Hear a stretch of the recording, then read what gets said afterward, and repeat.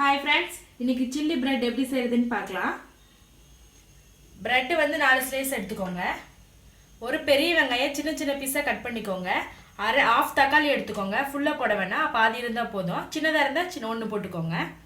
chilli sauce வந்து 1 teaspoon, tomato sauce வந்து 1 teaspoon எடுத்துக்கோங்க. chilli powder, red chilli powder வந்து 1/4 டீஸ்பூன் எடுத்துக்கோங்க. பட்டர் வந்து 2 டீஸ்பூன் எடுத்துக்கோங்க. இஞ்சி வந்து ஒரு டீஸ்பூன் அளவு குட்டி குட்டியாக கட் பண்ணிக்கோங்க. அதே போல் பூண்டு ஒரு 4-5 பூண்டு கட் பண்ணிக்கோங்க. ஒரு பச்சை மிளகாய் கட் பண்ணி வச்சுக்கோங்க. இப்போது பட்டர் வந்து பிரெட் மேலே நல்லா அப்ளை பண்ணிக்கோங்க 2 சைடும்.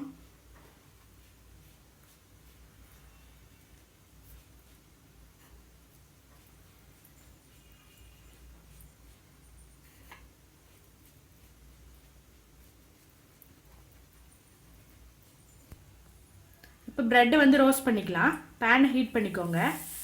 2 சைடும் ரோஸ்ட் பண்ணி எடுத்துக்கோங்க.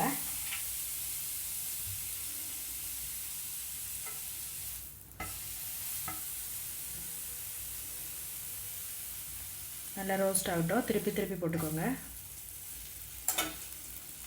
கருகிடாமல் எடுத்துருங்க.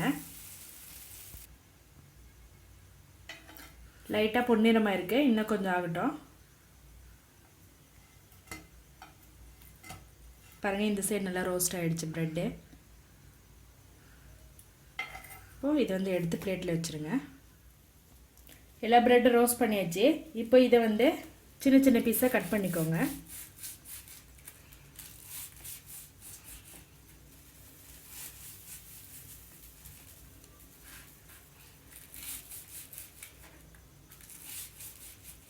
இதே போல் எல்லா ப்ரெட்டும் கட் பண்ணிக்கோங்க. 2 டீஸ்பூன் எண்ணெய் விட்டுக்கோங்க. எண்ணெய் காஞ்சதும் கட் பண்ணி வச்சுருக்க இஞ்சி, பூண்டு, பச்சை மிளகாய் 3 போட்டுக்கோங்க. நல்லா வதங்க. இந்த இஞ்சி பூண்டோட பச்சை வாசனை போகட்டும்.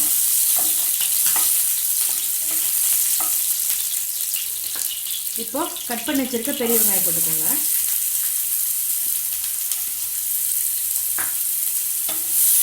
நல்லா வதக்குங்க. வெங்காயம் நல்லா வதங்கட்டும்.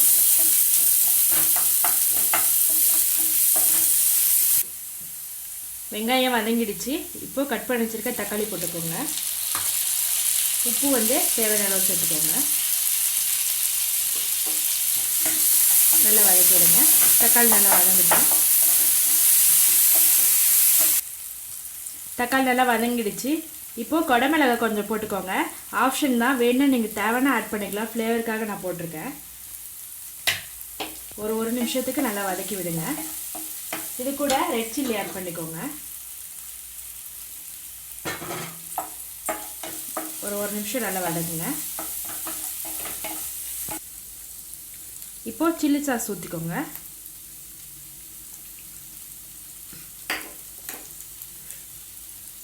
டொமேட்டோ சாஸ்,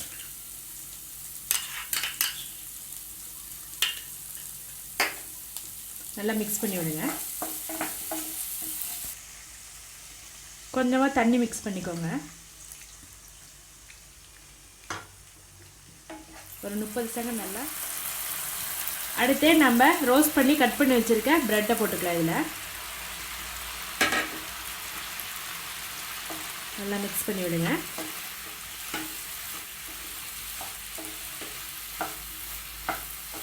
ப்ரெட்டு இந்த இது இருக்கு இல்லையா, அது வந்து எல்லா இடத்துலையும் ஒட்டணும்.